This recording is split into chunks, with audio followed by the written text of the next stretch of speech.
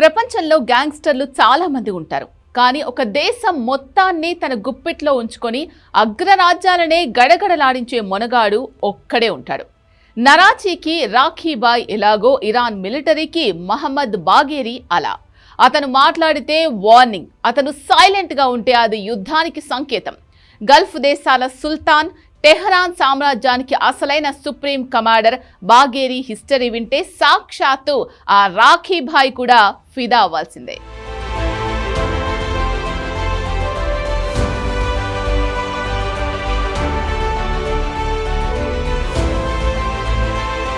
రాఖీభాయ్ దగ్గర మొదట్లో పవర్ లేదు, కేవలం గెలవాలనే కసి తప్ప. బాగేరి కూడా అంతే.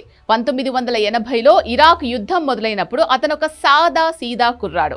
కానీ అతని తెలివితేటలు చూసి పై అధికారులు షాక్ అయ్యారు. సీన్ కట్ చేస్తే యుద్ధ క్షేత్రంలో శత్రువుల కదలికలను ముందే పసిగట్టే ఇంటెలిజెన్స్ కింగ్ అయ్యాడు. గన్ పట్టిన సైనికుడి కంటే ప్లాన్ వేసే బాగేరి మైండ్ పవర్ఫుల్ అని ఇరాన్ గుర్తించింది. రాఖీభాయ్ ముంబైని ఎలాగైతే తన కంట్రోల్లోకి తెచ్చుకున్నాడో, బాగేరి ఇరాన్ రక్షణ వ్యవస్థను అలా తన గుప్పిట్లోకి తీసుకున్నాడు. రాఖీభాయ్ డైలాగ్ గుర్తుందిగా, నరాచీలో ఏది జరగాలన్నా నా పర్మిషన్ ఉండాలి. ఇక్కడ బాగేరి కూడా అంతే.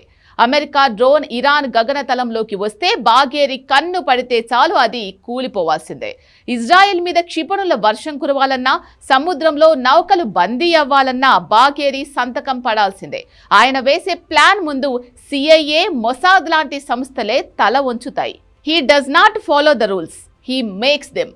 ప్రపంచంలోనే అత్యంత తెలివైన ఇంటెలిజెన్స్ సంస్థ మొసాద్. కానీ బాగేరి వేసే వ్యూహాల ముందు వాళ్లు కూడా తల వంచుకోవాల్సి వస్తోంది. ఇరాన్ సైంటిస్టులపై దాడులు జరిగినప్పుడు బాగేరి సైలెంట్ గా ఉండి తన నెట్వర్క్ ను మరింత బలోపేతం చేశాడు. ఇప్పుడు ఇజ్రాయెల్ బెడ్రూమ్ దాకా ఇరాన్ ఏజెంట్లు ఉన్నారంటే అది బాగేరి వేసిన స్పై నెట్వర్క్స్ మహిమే. రాఖీభాయ్ గరుడాన్ని చంపడానికి ప్లాన్ వేసినట్టు బాగేరి శత్రువు కోటలోనే శత్రువును వేటాడే వేటగాడు. బాగేరి పెద్దగా అరవడు, మీడియా ముందు డాన్సులు వెయ్యడు. కానీ ఒక్కసారి కెమెరా ముందుకొచ్చి మా సరిహద్దులు దాటితే మాడిపోతారు అని వార్నింగ్ ఇస్తే అది కేవలం మాట కాదు, అదొక డెత్ వార్నింగ్. రాఖీభాయ్ సుత్తితో శత్రువులను బాదినట్టు బాగేరి తన మిస్సైల్ ఫోర్స్తో శత్రువుల అడ్రస్ లేకుండా చేస్తాడు. ఇరాన్ డ్రోన్లను చూసి యుక్రెయిన్ నుండి అమెరికా దాకా వణికిపోతున్నాయంటే ఆ టెక్నాలజీ వెనుకున్న మాస్టర్ మైండ్ మన టెహరాన్ రాఖీభాయే. ఒకప్పుడు ఇరాన్ అంటే కేవలం ఆయిల్ అనుకునేవారు. కానీ ఈ రోజు రష్యా లాంటి అగ్రరాజ్యమే ఇరాన్ డ్రోన్ల కోసం క్యూ కడుతోంది. బాగేరి పర్యవేక్షణలో తయారైన షహీద్ డ్రోన్లు యుక్రెయిన్ యుద్ధంలో ప్రపంచాన్నే భయపెట్టాయి. శత్రువు కంటికి కనపడకుండానే ప్రాణాలు తీసే టెక్నాలజీ, అది బాగేరి మెదడులో పుట్టిన విధ్వంసం. పర్షియన్ గల్ఫ్ మరియు హర్ముజ్ జలసంధి అంటే ప్రపంచ వాణిజ్యానికి గుండెకాయ. అక్కడ బాగేరి మాటే శాసనం. అమెరికా యుద్ధ నౌకలు అక్కడికి రావాలంటే బాగేరి సేనల పర్మిషన్ తీసుకోవాల్సిందే, లేదంటే ఇరాన్ స్పీడ్ బోట్లు వచ్చి చుట్టుముట్టేస్తాయి. రాఖీభాయ్ ఓడల మీద బంగారం తెచ్చినట్టు బాగేరి ఆ జల మార్గాలను తన గుప్పిట్లో పెట్టుకున్నాడు. సముద్రం మీద అలలు రావాలంటే గాలి వీచాలి. కానీ గల్ఫ్ సముద్రంలో యుద్ధ నౌకలు కదలాలంటే బాగేరి కనుసైగ చేయాలి. సినిమాలో రాఖీభాయ్ చివర్లో ఎలాగైతే గర్జిస్తాడో బాగేరి కూడా అంతే.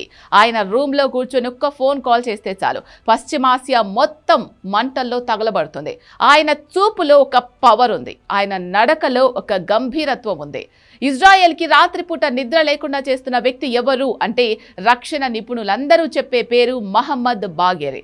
He's the CEO of destruction of his enemies. Rocky Bhai చిన్న పిల్లలను కూడా సైనికులుగా మార్చినట్టు బాగేరి ఇరాన్ యువతలో మిలిటరీ అంటే పిచ్చిని పెంచాడు. ఆయన కేవలం కమాండర్ మాత్రమే కాదు, ఒక టీచర్. ఇరాన్ రెవల్యూషనరీ గార్డ్స్ లో ప్రతి సైనికుడు బాగేరిని ఒక రోల్ మోడల్ గా చూస్తాడు. ఆయన కోసం ప్రాణాలు ఇవ్వడానికి సిద్ధంగా ఉండే లక్షల మంది సైన్యం ఆయన సొంతం. చరిత్రలో నిలిచిపోయే వాళ్ళు గెలిచినప్పుడు చప్పట్లు కొట్టించుకుంటారు, కానీ బాగేరి లాంటి వాళ్ళు చరిత్రను రాస్తారు. ఆయన ఒక వ్యక్తి కాదు, ఒక వ్యవస్థ. ఇరాన్ని ప్రపంచంలోనే భయంకరమైన మిలిటరీ శక్తిగా మార్చిన ఈ రాఖీభాయ్ ప్రస్థానం ఇంకా కొనసాగుతూనే ఉంది. బలవంతుడైన శత్రువుని కొట్టాలంటే వాడికంటే ఎక్కువ బలం నీ దగ్గర ఉండక్కర్లేదు. వాడి గుండె ఆగిపోయే ప్లాన్ నీ దగ్గరుంటే చాలు. ఆ ప్లాన్కి మారు పేరే మహమ్మద్ బాగేరి.